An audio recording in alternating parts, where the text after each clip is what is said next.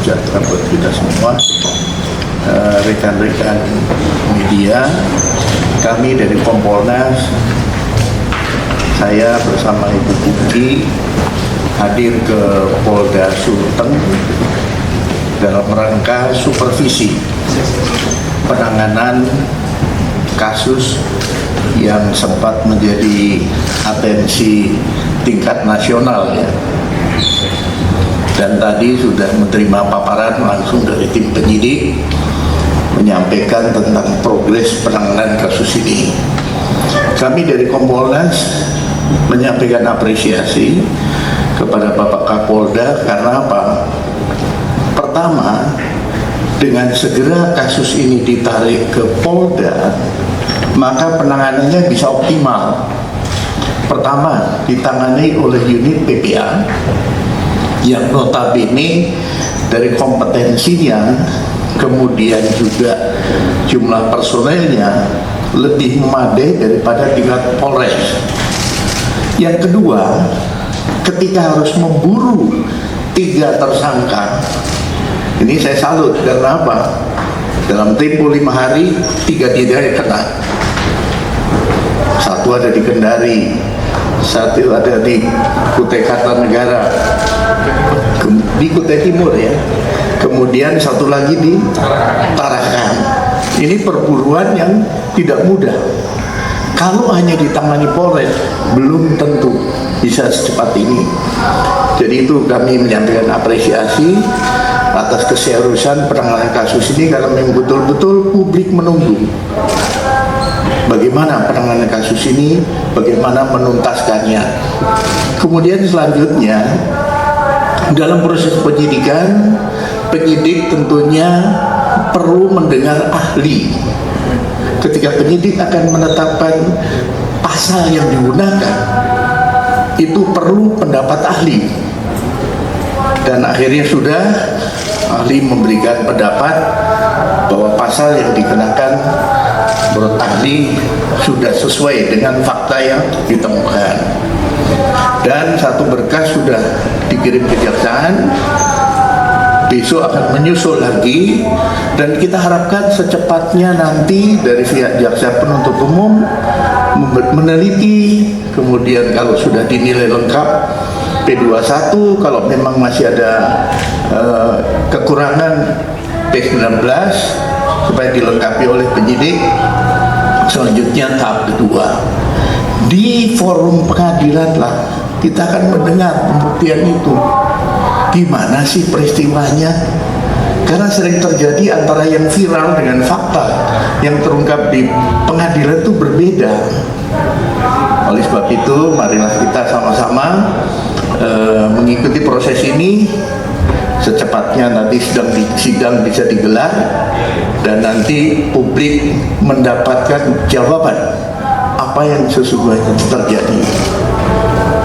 Jadi itu rekan-rekan, mungkin dari Ibu Pungki memang dulu aktivis, jadi sangat peduli terhadap kasus ini. Makanya kami di sela-sela kesibukan, karena akan ada Kompolnas Award, kami harus menilai Polres, Polsek dan Polda di Indonesia ini. Kami sempatkan waktu untuk mengecek kasus ini. Silakan Bu. Terima kasih Pak Ses. Kawan-kawan, Bapak Ibu jurnalis, terima kasih banyak atas perhatiannya. Seperti yang tadi disampaikan oleh Pak Beni, Kompolnas hadir di sini untuk melakukan supervisi karena kami sebagai pengawas eksternal Polri, memang kami harus dapat memastikan bahwa Polri dalam melaksanakan tugas-tugasnya itu sudah profesional dan mandiri. Dan pada hari ini kami tadi melakukan gelar perkara dan mendapatkan paparan. Kemudian kami juga melihat perkembangannya, tadi para DPO yang buron itu sudah bisa ditangkap, dan ini apresiasi bagi Bapak Kapolda dan jajaran.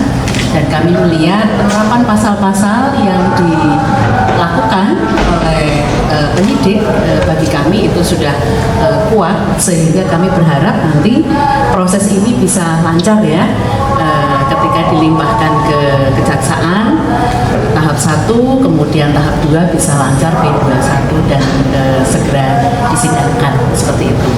Nah, ini semata-mata juga untuk perlindungan terhadap korban agar kasus ini tidak terjadi lagi di kemudian hari seperti itu. Ini menjadi momentum bagi kita semua. Jadi kita punya kewajiban bersama-sama untuk menjaga anak-anak kita agar tidak menjadi korban.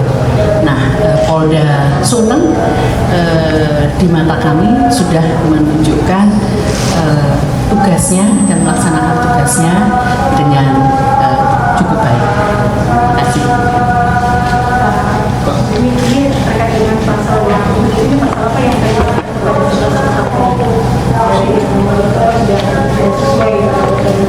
Iya. Jadi dikenakan pasal yang diatur di Undang-Undang Perlindungan Anak di pasal 81 ayat 2. Dan ini perlu kami jelaskan, kami tekankan bahwa sanksi hukumnya lebih berat daripada pasal yang sebelumnya itu disuarakan 285. Kalau ini minimal 5 tahun, maksimal 15 tahun. Kalau 285 kan ada 9 tahun. Iya, ada junto pasal 65 KUHP. Jadi ini sudah sesuai dengan pendapat ahli. Karena nanti waktu diuji di pengadilan, pendapat ahli menjadi penting. Tapi soal satu oknum anggota polisi itu prosesnya akan seperti apa, Pak? Apakah pidana bersama ada kode itu? Terima kasih. Jadi untuk oknum anggota Polri, Bapak Kapolda mengambil keputusan penahanan dilakukan di sini, bukan di Brimob. Perlakukan sama dengan tersangka yang lain. Kemudian serta-merta tentunya proses etik juga berjalan. Tinggal nanti dilihat mengganggu nggak proses pidananya. Itu biasanya dilihat nanti dari sisi pembuktian ya. Tapi yang jelas dua-duanya, baik itu etik maupun pidana, akan dikenakan pada yang bersangkutan.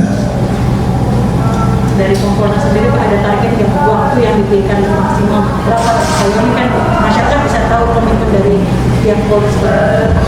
Kami mengamati dari paparan tadi, ini sudah ngebut. Begitu ketangkap 3 orang ini langsung diproses, kekurangan sedikit keterangan dari ahli, langsung jemput bola dan sebagainya. Saya optimis dalam waktu tidak terlalu lama bisa selesai. Kemudian nanti tinggal bagaimana via kejaksaan. Kita juga sudah pesan agar dilakukan komunikasi yang baik. Karena saya mantan penyidik, biasanya kalau penyidik kami ketemu, diskusi, kekurangannya apa itu bisa disampaikan sehingga kami lengkapi dan tidak bolak-balik. Tentunya ini menjadi atensi semua pihak, Ibu Menteri PPPA, Bapak Kapolri, Bapak Menko Polhukam selaku Ketua Kompolnas mengatensi kasus ini. Saya yakin jaksa penuntut umum juga sama komitmennya untuk kasus ini bisa segera disidangkan. Pak Billy, soal model penanganan terhadap korban yang dilakukan oleh para pihak termasuk kepolisian, apakah juga sudah dapat sorotan dari Kompolnas, Pak? Ya, betul. Jadi selalu kami ketika mensupervisi kasus-kasus yang menyangkut kekerasan terhadap perempuan dan anak, itu kebetulan kami ada MOU dengan Kementerian PPPA. Begitu ada kasus, biasanya kami rakor. Meskipun lewat Zoom, kita rakor, mengundang juga unit PPA Bareskrim, kemudian kita supervisi sama-sama. Biasanya dari Kementerian PPPA juga langsung ke dinas, kemudian dari unit PPA Bareskrim langsung ke unit PPA yang ada di Polres maupun di Polda. Jadi kita sinergi sama-sama. Ya, Pak. Terima kasih. Wassalamualaikum warahmatullahi wabarakatuh.